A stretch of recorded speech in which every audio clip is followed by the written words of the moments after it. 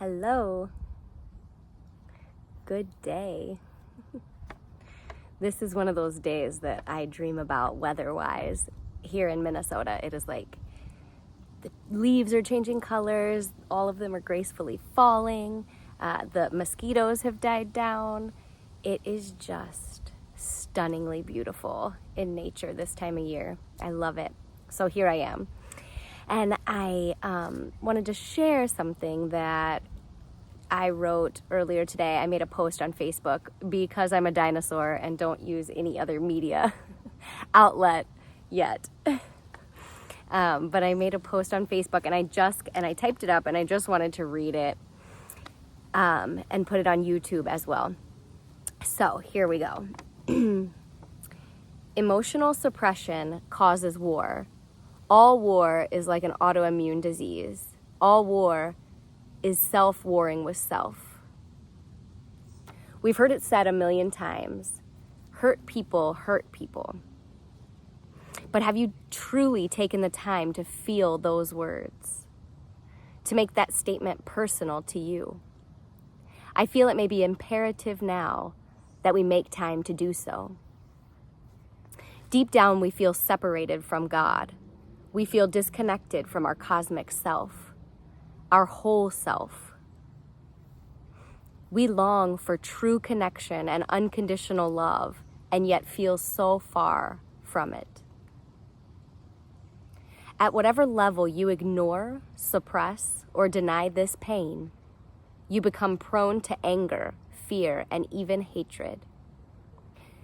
You know that you suffer. You know that you suffer. You know that something is wrong. But instead of looking within, we project it outwardly onto others, who is simply a manifestation of our inner unacknowledgement of turmoil.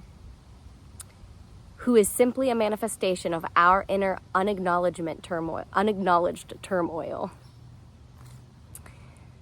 We then begin attacking our outer expression of pain, perpetuating more pain through war, generation after generation. This continues.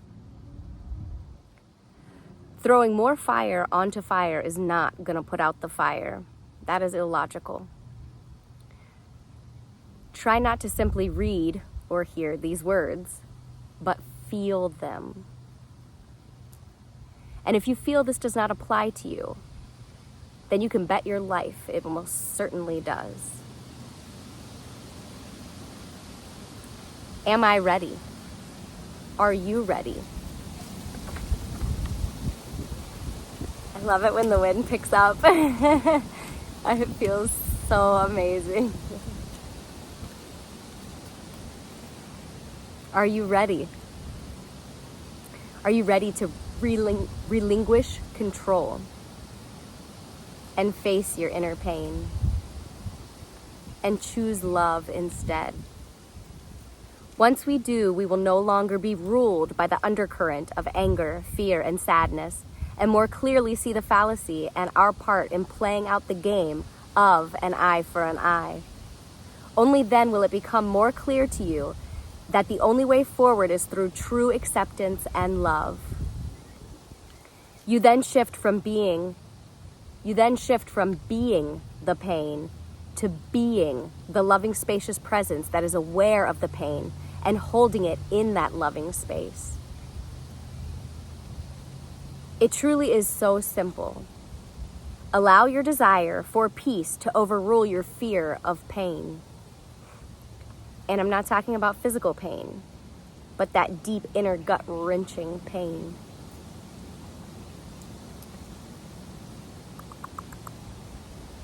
If you hung in there and read all of this, or stayed on the video and listened to all of this, I'd love to hear your perspective. How do you feel? How do you feel we can finally move past this generational cycle of the victim-perpetrator dichotomy? I've just been feeling this a lot lately with, obviously the political arena and just the temperature of everyone, of the collective, and it is very polarized. I mean, everyone can see it. It's so polarized. And what would help us the most is to really ask, Where is that polarization coming from? And when I ask that, ultimately I feel it is coming from inside of me. It starts with me, unresolved emotion, refusing to look at my pain.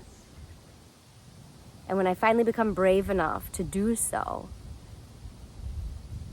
something shifts while amidst in the pain. It's like I shift out of being the pain to then lovingly witnessing the pain and holding that pain. It's a beautiful shift and it's a beautiful experience, and I wish it for everyone. I wish it to not fear looking at and feeling your pain anymore. We're distracting ourselves, and we keep distracting ourselves from this by blaming and pointing fingers at everyone and everything else. But if we just sit with ourselves, this pain will surface. And then what do you do with it? You feel it, you allow it,